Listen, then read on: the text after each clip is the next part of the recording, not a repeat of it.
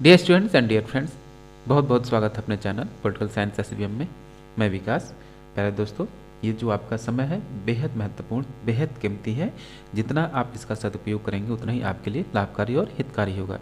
उसके लिए जरूरी है कि आप सबसे पहले आप अपना दिमाग ठंडा करें, रिलैक्स रहें। जितना पेशेंस रखेंगे, जितना अपने आप को पॉजिटिव रखेंगे, उतना ही आपके लिए हितकारी होगा। उसी क्रम में आज हम लोग रिवीजन कर रहे हैं। बतौर रिवीजन जो मॉडल पेपर को सॉल्व करके, मॉडल पेपर या प्रैक्टिस सेट सॉल्व करने से ये फ़ायदा होता है कि जो आपका रिवीजन है विभिन्न टॉपिक से वो मतलब रिकॉल हो जाता है, कुछ चीज़ें याद हो रह जाती हैं और जो भूलने लगती हैं वो फिर आप उसको दोबारा रिवाइज करके याद कर सकते हैं। उसी क्रम में आज हम लोग चौथा मॉडल पेपर सॉल्व करने वाले हैं। तो आइए सॉल्व करते हैं बिना देर किए हुए। और इसमें हम याद रहे केवल बतौर रिवीजन करने वाले हैं, ज़्यादा डिस्कस नहीं करेंगे, आपका समय ज़्यादा नहीं होने देंगे। तो आइए सॉल्व करते हैं। पहला क्वेश्चन है प्रैक्टिस सेट 4 का मॉडल पेपर 4 है। पहला क्वेश्चन है। पहले दोस्तों, आगे बढ़ने से पहले आपसे वही पुराना घिसा पिटा रिक्वेस्ट है, प्लीज़ आप चैनल को सब्सक्राइब कीजिए, साथ ही बेल आइकन भी प्रेस कर लीजिए और प्लीज़ चैनल को सपोर्ट करने के लिए आप ज्वाइन भी कीजिए। पहला क्वेश्चन देखते हैं। निम्नलिखित में से किस पुस्तक में कल्याणकारी राज्य यानी वेलफेयर स्टेट शब्द का सर्वप्रथम प्रयोग किया गया? किस पुस्तक में? तो यह है आपका सिटीजन एंड चर्चमैन में सबसे पहले वेलफेयर स्टेट नामक जो आपका कल्याणकारी राज्य इस शब्द का प्रयोग किया गया। अगला प्रश्न है कि निम्नलिखित में से कौन सा राज्य के कार्यों का उदारवादी सिद्धांत है? जो लिबरल थियरिस्ट ऑफ स्टेट है उसका कौन सा कार्य का सिद्धांत है इसमें से?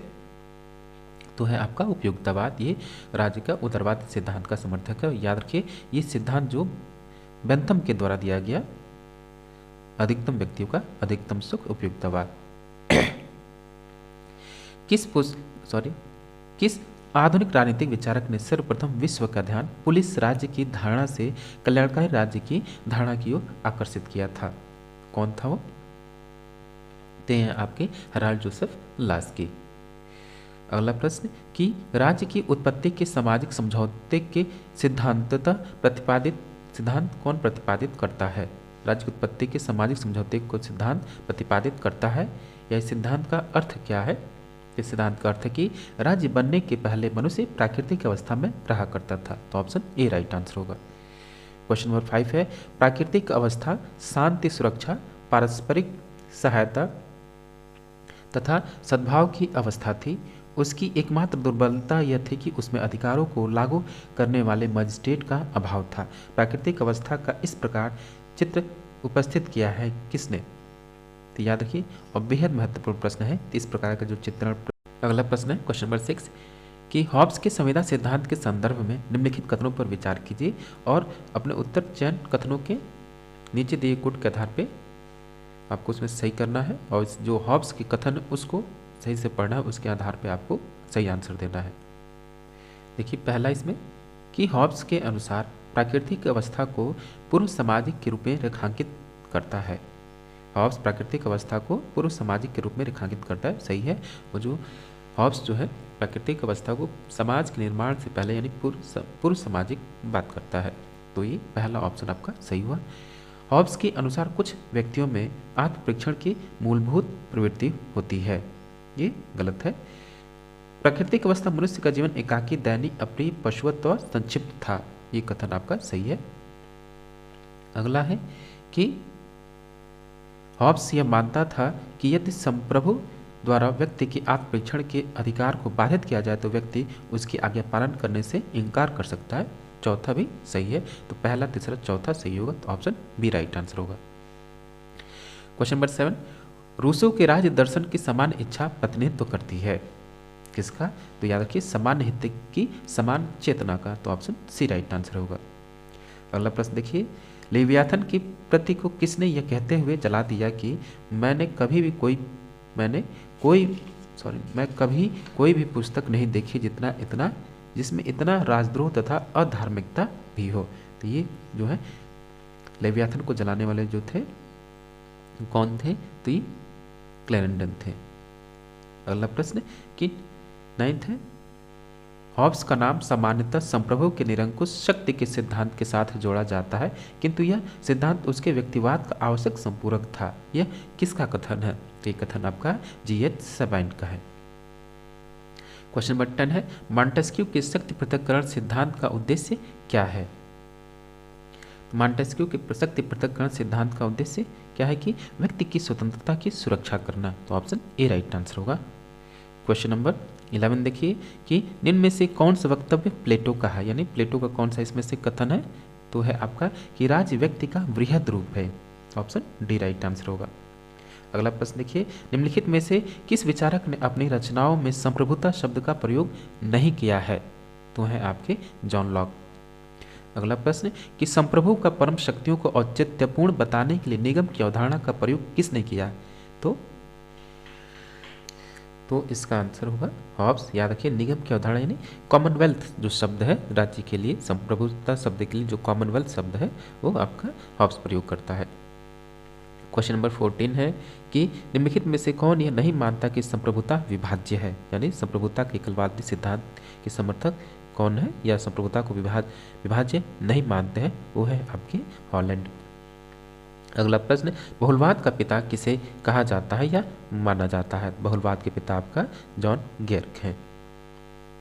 क्वेश्चन नंबर 16, एकलवाद का राजनीति विज्ञान में क्या अर्थ है? एकलवाद का राजनीति विज्ञान में यह अर्थ है कि संपूर्ण शक्ति एक ही बिंदु पर केंद्रित होती है। तो ऑप्शन डी राइट आंसर होगा। 17 देखिए, निम्नलिखित में से कौन संप्रभुता का बहुलवादी सिद्धांत का पोषक नहीं है? तो संप्रभुता की बहुलवादी सिद्धांत के जो समर्थक नहीं हुए हीगल, बाकी तीनों संप्रभुता के बहुलवादी सिद्धांत के समर्थक है।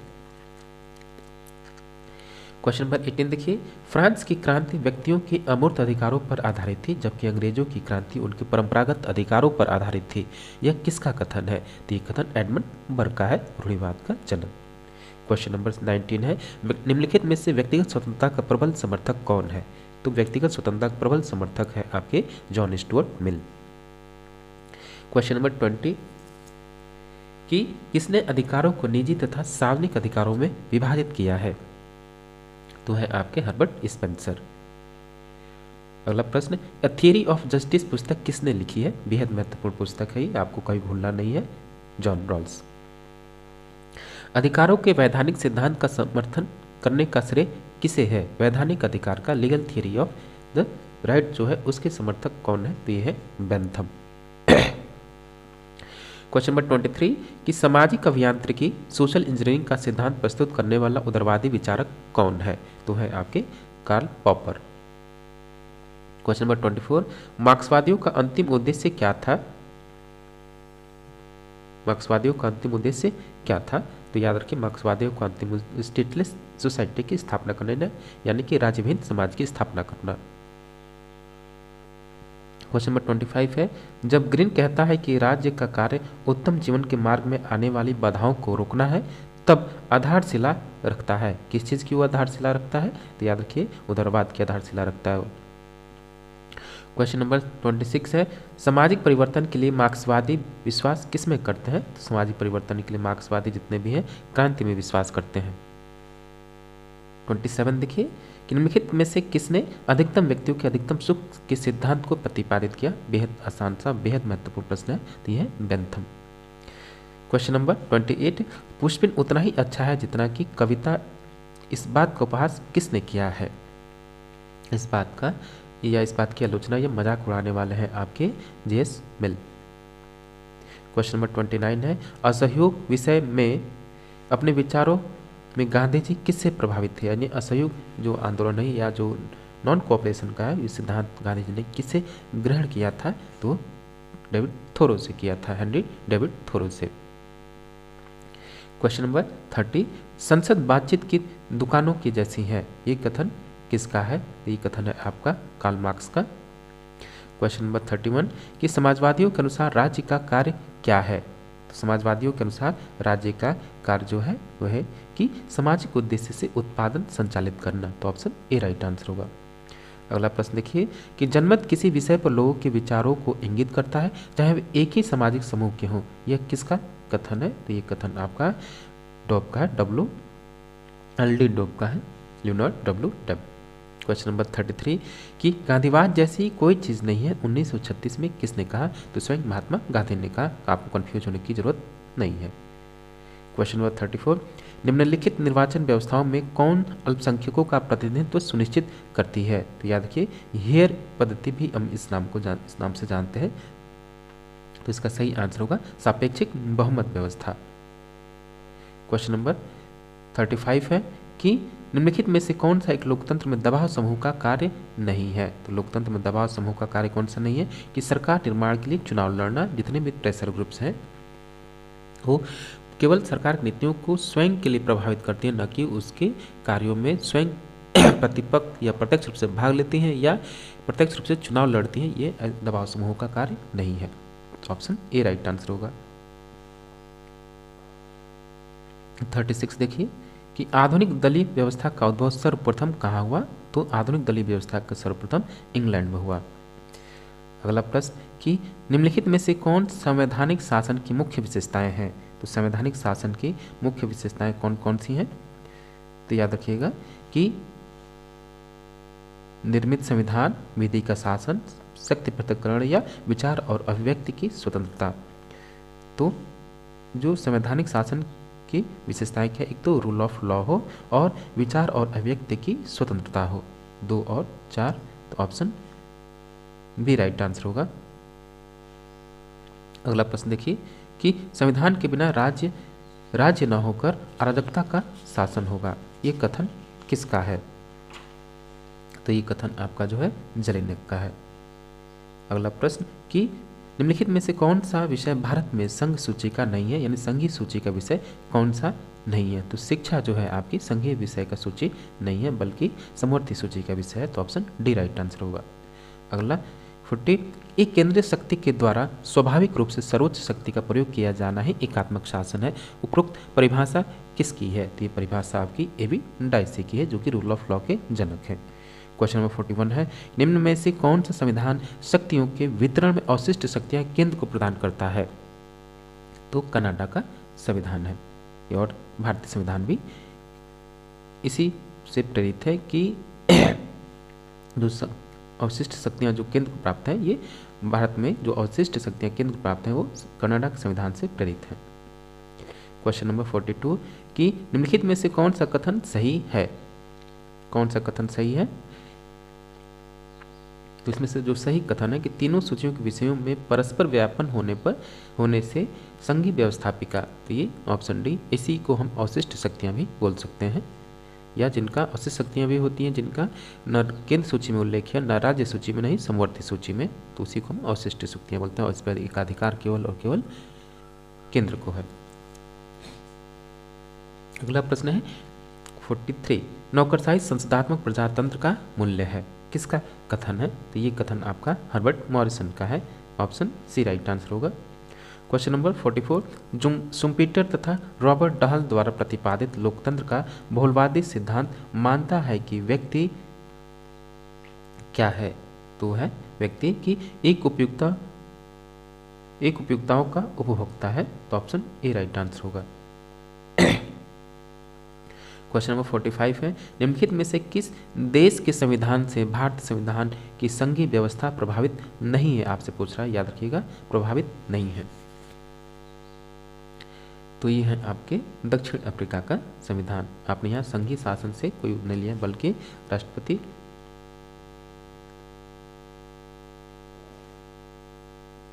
क्वेश्चन नंबर 46 कि सभी शासन शिक्षा की एक पद्धति है, परंतु श्रेष्ठ शिक्षा स्वशिक्षा, इसलिए श्रेष्ठ शासन स्वशासन है, जो कि लोकतंत्र है। यह किसने कहा है? तो ये कथन जो है आपका C.D. बर्न्स का है। क्वेश्चन नंबर 47 संसदात्मक सरकार में कार्यपालिका अपने समस्त कार्यों तथा नीतियों के लिए उत्तरदायी होती है। किसके प्रति उत्तरदायी होती है? तो है विधानमंडल के प्रति। क्वेश्चन नंबर 48 है कि भारत के लिए उच्चायुक्त के पद का सृजन कब किया गया?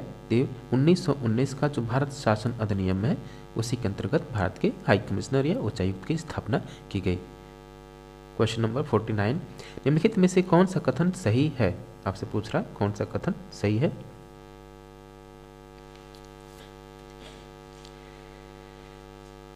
मूल अधिकारों को भारतीय संविधान में शामिल करने के लिए नेहरू रिपोर्ट ने समर्थन किया था। ये कथन आपका सही है। अगला प्रश्न है 50 कि भारतीय स्वतंत्रता अधिनियम ब्रिटिश संसद द्वारा पारित किया गया। भारतीय स्वतंत्रता अधिनियम ब्रिटिश संसद द्वारा जुलाई 1947 में पारित किया गया। याद रखिएगा, इसे 18 जुलाई को सम्राट की अनुमति या सम्राट ने इस पर अपना सिग्नेचर या हस्ताक्षर कर दिए, उस दिन से ही प्रभावी हो गया। तो ऑप्शन बी राइट आंसर होगा, 15, 16 और 18। क्वेश्चन नंबर 51 है, भारतीय संविधान के किस संशोधन द्वारा राजाओं की उपलब्धियां, विशेषाधिकारों तथा प्रीविवर्ष को समाप्त कर दिया गया। ये था आपका 26वें संविधान संशोधन 1971 के द्वारा। श्रीमती इंदिरा गांधी प्रधानमंत्री थी, उन्हीं के दौर में जो राजाओं के जो विशेषाधिकार थे और प्रीवी वर्ष को समाप्त कर दिया गया। तो ऑप्शन सी राइट आंसर होगा। क्वेश्चन नंबर 52 देखिए, भारतीय संविधान के अनुसार भारत एक क्या है। तो भारतीय संविधान के अनुसार भारत क्या है, राज्यों का संघ है, यूनियन ऑफ स्टेट। जो आर्टिकल 1 है उसी में इस बात का उल्लेख किया गया है। क्वेश्चन नंबर 53 है, भारत के प्रत्येक नागरिक का कर्तव्य होगा कि प्राकृतिक पर्यावरण का संरक्षण एवं सुधार। उपरोक्त कथन भारतीय संविधान के किस अनुच्छेद में उल्लिखित है। तो याद रखिए आपका मौलिक कर्तव्य है और मौलिक कर्तव्य आर्टिकल 51A में शामिल है। तो ऑप्शन सी राइट आंसर होगा। अगला प्रश्न देखिए, निम्नलिखित में से कौन सा मौलिक अधिकार निवारक निरोध द्वारा अवरोधित होता है। तो ये आपका स्वतंत्रता का अधिकार। अगला प्रश्न है कि लोकसभा का सचिवालय सीधे नियंत्रित किसके द्वारा होता है। तो लोकसभा के अध्यक्ष के द्वारा होता है। क्वेश्चन नंबर 56 है, भारत के राष्ट्रपति को पद से हटाने की विधि क्या है। तो याद रखिए महाभियोग की प्रक्रिया, जो कि अनुच्छेद 61 में शामिल है। अगला प्रश्न है 57, तो केंद्र और राज्यों के बीच शक्तियों के वितरण के लिए भारत का संविधान 3 सूचियों को प्रस्तुत करता है। निम्नलिखित अनुच्छेदों में से कौन से 2 अनुच्छेद शक्तियों के वितरण को विनियमित करते हैं। तो याद रखिए जो अनुच्छेद आपका 245 और 246 है वो है आपका कि संघ और राज्यों के बीच जो संबंध का वर्णन है। इसके अंतर्गत अध्याय 1 में अनुच्छेद जो 245 से 255 इसमें उसका उल्लेख है, विधायी संबंधों के बारे में उल्लेख है। 245 से लेकर 255 तक, ये 245 और 246 इसमें शामिल होगा। तो ऑप्शन ए राइट आंसर होगा। क्वेश्चन नंबर 58 कि भारत का उच्चतम न्यायालय एक अभिलेख न्यायालय है, इसका आशय क्या है। तो इसका आशय ये है कि इसके सभी निर्णयों का साक्ष्यात्मक रूप मूल्य होता है, साक्ष्यात्मक रूप से मूल्य होता है। तो ऑप्शन बी राइट आंसर होगा। क्वेश्चन नंबर 59 कि संविधान का 73वां संशोधन अधिनियम 1992 किससे संबंधित है। तो याद रखिएगा ये आपका पंचायती राज व्यवस्था से संबंधित है, उसमें भी स्थानीय स्वशासन, ग्रामीण स्थानीय स्वशासन से संबंधित है। तो ऑप्शन बी राइट आंसर होगा।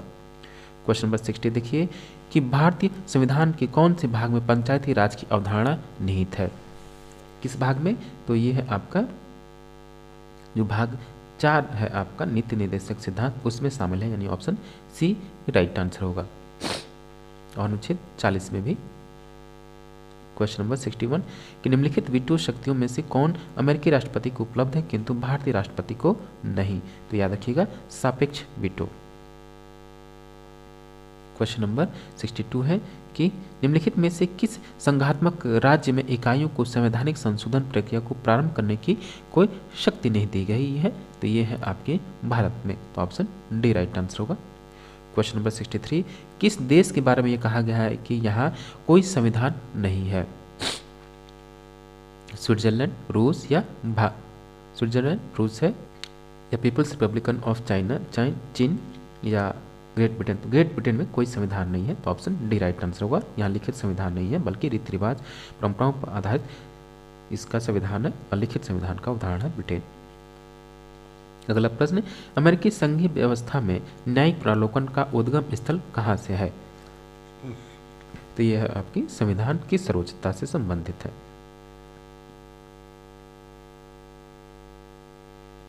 क्वेश्चन नंबर 65 कि भारत और अमेरिका की संघीय व्यवस्था में कौन सा तथ्य उभयनिष्ठ नहीं यानी कॉमन नहीं है। तो न्यायपालिका का गठन कॉमन नहीं है। तो ऑप्शन डी राइट आंसर होगा। अगला प्रश्न कि निम्नलिखित में से किस देश का संविधान नमनीय तथा विकसित है? तो ये है आपके ब्रिटेन के संविधान। क्वेश्चन नंबर 67, राज्य पृथ्वी पर ईश्वर का अवतरण है, यह कथन किसका है? तो ये है आपका हीगल का है। अगला प्रश्न कि सबसे पहले राज्य के आंगिक सिद्धांत का प्रतिपादन किसने किया? तो राज्य के आंगिक सिद्धांत का सर्वप्रथम प्रतिपादित करने वाले प्लेटो हैं। क्वेश्चन नंबर 69, निम्नलिखित में से किसने राज्य को अत्यधिक महत्ता प्रदान की? तो राज्य को अत्यधिक महत्ता प्रदान करने वाले आपके हीगल हैं। क्वेश्चन नंबर 70, जो दर्शन उदारवाद के बिल्कुल विपरीत है वह कौन सा दर्शन है? तो है आपका मार्क्सवाद। क्वेश्चन नंबर 71, अब राज्य अपने सभी नागरिकों को रहने के लिए न्यूनतम जीवन स्तर प्रदान करने की अवधारणा किस व्यवस्था से जुड़ी है? यह है आपका कल्याणकारी राज्य, जन कल्याणकारी राज्य में, वेलफेयर स्टेट में। क्वेश्चन नंबर 72, राज्य एक आवश्यक बुराई है, यह विचार किससे जुड़ा हुआ है? तो याद रखिए व्यक्तिवादियों से जुड़ा हुआ है। क्वेश्चन नंबर 73, कि निम्नलिखित में से किसने सबसे पहले समाजवाद शब्द का उपयोग किया? तो रॉबर्ट ओवन के द्वारा किया गया।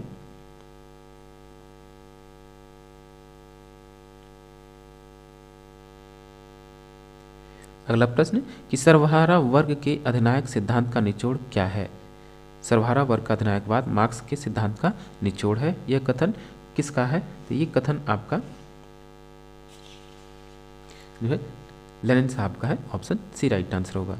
क्वेश्चन नंबर 75 है, निम्नलिखित में से कौन सही सुमेलित नहीं है? तो निम्नलिखित में से कौन सही रूप से सुमेलित नहीं है? एक तरफ लेखक है, उसके और से द्वारा लिखित पुस्तकें हैं। रूसो सोशल कॉन्ट्रैक्ट सही है।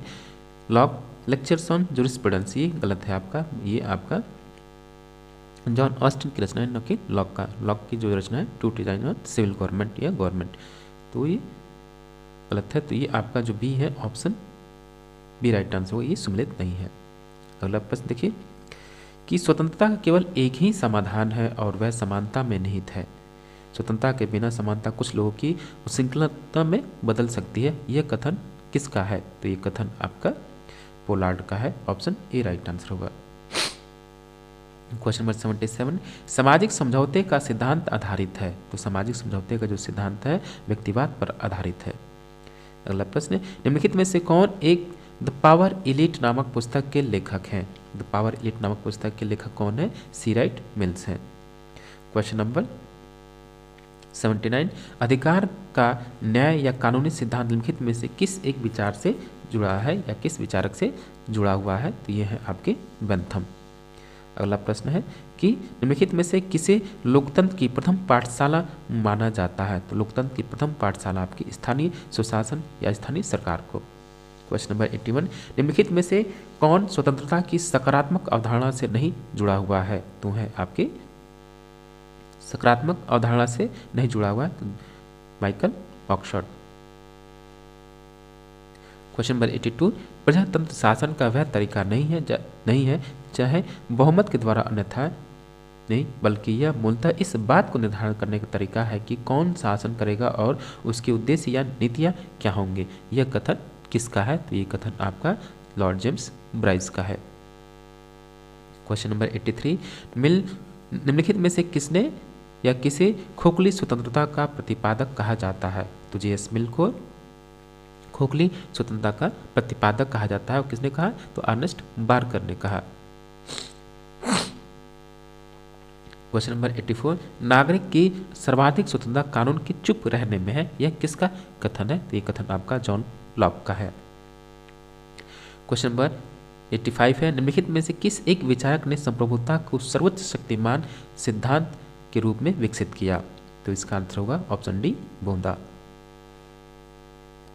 क्वेश्चन नंबर 86 देखिए, निम्नलिखित में से कौन सा एक कार्य राजनीतिक दलों द्वारा किया जाता है? राजनीतिक दलों द्वारा कौन सा कार्य किया जाता है? चुनाव लड़ने में उम्मीदवारों की सहायता करना। तो ऑप्शन डी राइट आंसर होगा। क्वेश्चन नंबर 87, कानून संप्रभु का आदेश है। Law is the command of sovereign किसका कथन है? ये कथन है आपका John Austin lectures on jurisprudence. Question number 88, निम्नलिखित में से कौन सार्वजनिक वयस्क मताधिकार के प्रबल विरोधियों में से एक था? तो सार्वजनिक व्यस्क मताधिकार का जो प्रबल विरोधी था उसमें से एक आपके हैं जेएस मिल। क्वेश्चन नंबर 89 है, निम्नलिखित में से कौन संप्रभुता की बहुलवादी अवधारणा से नहीं जुड़ा हुआ है? तो संप्रभुता की बहुलवादी अवधारणा से कौन सा नहीं जुड़ा है? हीगल। क्वेश्चन नंबर 90, निम्नलिखित में से किसने दलविहीन प्रजातंत्र का विचार प्रस्तुत किया है? तो ये आपके जेपी हैं, जयप्रकाश नारायण। क्वेश्चन नंबर 91, निम्नलिखित में से कौन एक जनमत का अभिकरण नहीं है? तो न्यायपालिका जनमत का अभिकरण नहीं है। क्वेश्चन नंबर 92, कि राज्य व्यक्ति से पहले है या राज्य व्यक्ति से पूर्व है? ये कथन आपका अरस्तु का है। अगला प्रश्न, निम्नलिखित में से किस एक को उदारवादी विचारक नहीं माना जा सकता है? तो किसको? तो हम लेनिन को उदारवादी विचारक नहीं मान सकते। अगला प्रश्न, कि आणविक समाज की अवधारणा किसके राजनीतिक विचारों में पाई जाती है? तो ये हैं आपके हॉब्स। क्वेश्चन नंबर 95, प्लेटो का असली नाम क्या था? प्लेटो का असली नाम एरिस्टोक्लेस था। ऑप्शन ए राइट आंसर होगा। क्वेश्चन नंबर 96, संवैधानिक सरकार की अवधारणा सबसे पहले कहाँ दी गई थी? तो सबसे पहले दी गई थी जो कॉन्स्टिट्यूशनल गवर्नमेंट है उसकी वकालत करने में सबसे पहले किसने किया? तो अरस्तु के द्वारा किया गया। तो ऑप्शन बी राइट आंसर होगा। क्वेश्चन नंबर 97 है कि निम्नलिखित में से कौन से एक पुस्तक मैकियावली के द्वारा नहीं लिखी गई है? बेहद महत्वपूर्ण प्रश्न है। द प्रिंस उसकी रचना है, द आर्ट ऑफ वॉर भी उसकी रचना है, और द डिस्कोर्स भी है, और जो बहमात उसकी पुस्तक नहीं है। तो ऑप्शन डी राइट आंसर होगा। क्वेश्चन नंबर 98 है, अपने जन्म के समय से ही कुछ लोग पराधीनता के लिए नियत होते हैं और कुछ लोग शासन के लिए। यह किसका कथन है? तो ये कथन है आपका किसका? अरस्तु का। क्वेश्चन नंबर 99, सरकारों का वर्गीकरण संसदीय एवं अध्यक्षात्मक के रूप में किया जाता है। किसका? देखिए, तो इसका आंसर होगा ऑप्शन ए कि विधायिका एवं कार्यपालिका के बीच संबंधों के आधार पर। क्वेश्चन नंबर 100, कि सरकार का व्यवस्थित वर्गीकरण सबसे पहले किसके द्वारा किया गया? तो सबसे पहले अरस्तु के द्वारा किया गया। क्वेश्चन नंबर 101, कि संसदीय व्यवस्था वाली सरकार में मंत्रिमंडलीय उत्तरदायित्व की आड़ में नौकरशाही शासन करती है। ये कथन किसका? बेहद महत्वपूर्ण प्रश्न है। ये रैमजे मेयर का कथन है। क्वेश्चन नंबर 102, एक आधुनिक राज्य बिना संविधान के राज्य नहीं बल्कि अराजकता का शासन होगा। तो ये कथन, ये क्वेश्चन भी आपका रिपीट हुआ है, तो जलिन्नेक का कथन है ये। क्वेश्चन नंबर 103, निम्नलिखित में से कौन सी नौकरशाही की विशेषता नहीं है? नौकरशाही की विशेषता कौन सी नहीं है? तो कह लो कुछ हमारे, लेकिन लाल फीताशाही उसकी विशेषता नहीं है, ये उसकी बुराई है या आलोचना है। क्वेश्चन नंबर 104 है, अध्यक्षात्मक शासन व्यवस्था वाली सरकारों में कैबिनेट के सदस्य किसके प्रति उत्तरदायी होते हैं? ये केवल राष्ट्रपति के प्रति, जैसा कि अमेरिका में है। क्वेश्चन नंबर 105, किस देश को कानून के शासन का परंपरागत घर माना जाता है? तो याद रखिए किसका? इंग्लैंड या ब्रिटेन को। 106, भारतीय संविधान की प्रारूप समिति में कितने सदस्य थे? तो याद रखिए 7 सदस्य थे। 6 और 1, 6 सदस्य और 1 अध्यक्ष थे, तो 7 सदस्य थे इसमें।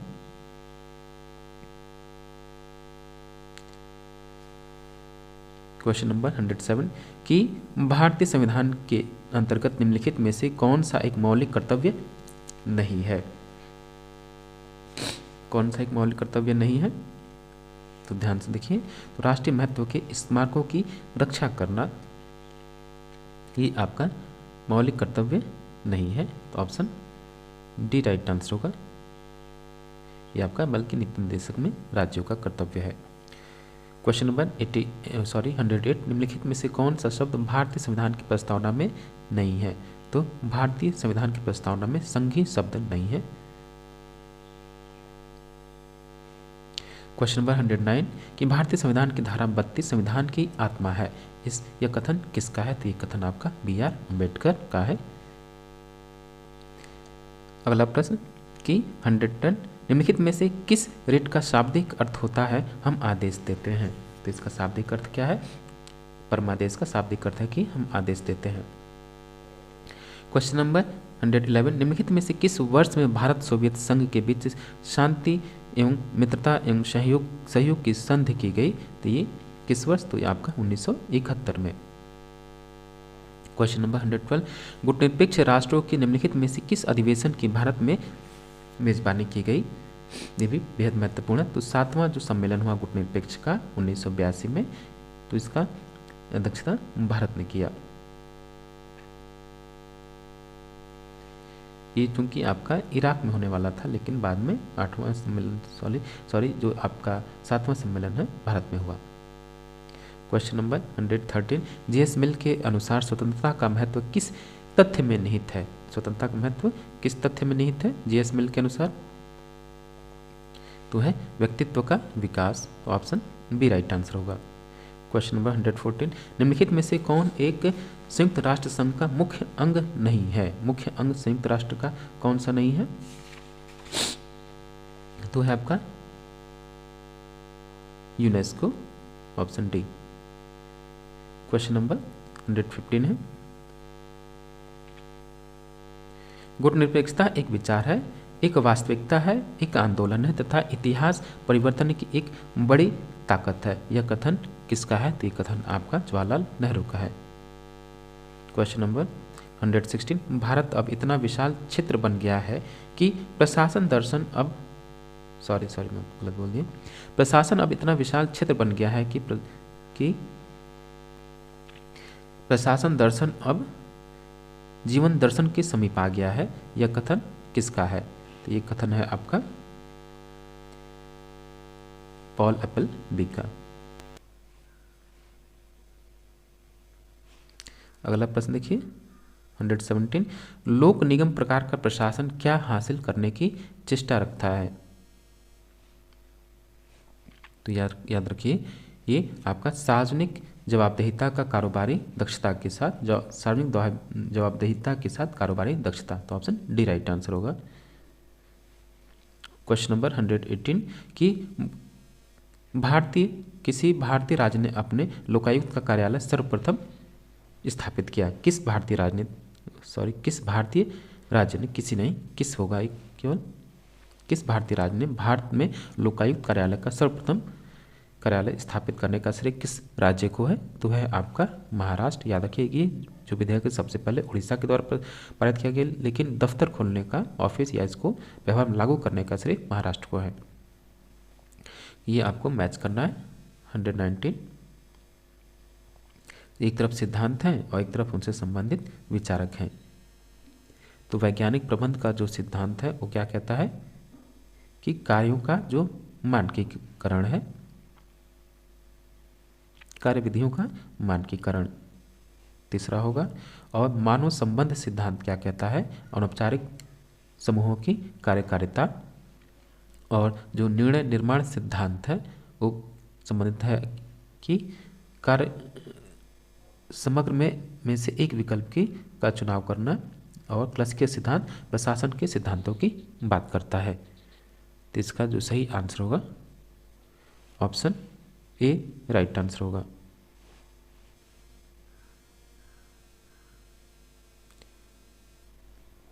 Option A. स्पिल ओवर यानी अतिप्लावन की अवधारणा सिद्धांत में मिलती है क्या? तो हैं आपके क्षेत्रीय एकीकरण की। अगला प्रश्न 121, निम्नलिखित समितियों के गठन का सही कालक्रम बताएं। तो जो आपकी बलवंत राय मेहता समिति है 1957 में है, और अशोक मेहता 1977 ये आपका बलवंत राय मेहता समिति 1957, अशोक मेहता 1977, जी.वी. के राव समिति जो है 1985, और एल.एम. सिंघवी जो समिति है 1986। नोट कर लीजिए आप कहीं। तो इसका जो सही आंसर होगा ऑप्शन ए राइट आंसर होगा। क्वेश्चन नंबर 122 है कि लोकपाल और लोकायुक्त बिल 1968 जिसे लोकसभा ने पारित किया वह निरर्थक हो गया क्योंकि चतुर्थ लोकसभा की समयावधि से पहले ही भंग होने के कारण। ऑप्शन डी राइट आंसर होगा। अगला प्रश्न देखिए 123 निम्नलिखित कमेटियों में से किस कमेटी की रिपोर्ट में कहा गया था कि सामूहिक विकास कार्यक्रम और राष्ट्रीय विस्तार सेवा उत्साह को जगाने में असफल रहे हैं? राष्ट्रीय विस्तार सेवा लोक उत्साह को जगाने में असफल रहे हैं। तो किस कमेटी की टिप्पणी है ये? तो बलवंत राय मेहता समिति की रिपोर्ट के अनुसार। रिश्वत निवारण के लिए संथानम कमेटी की स्थापना की गई थी, या भ्रष्टाचार निवारण के लिए संथानम कमेटी की स्थापना की गई थी? कब? तो ये 1962 में। तो ऑप्शन बी राइट आंसर होगा। और लास्ट क्वेश्चन है, न्याय, उदारवाद एवं समानता की नवीन अवधारणा किस राजनीति शास्त्र ने प्रेरित की? राजनीति शास्त्र ने, राजनीति विज्ञान ने प्रेरित की। दी है आपके जॉन रॉल्स।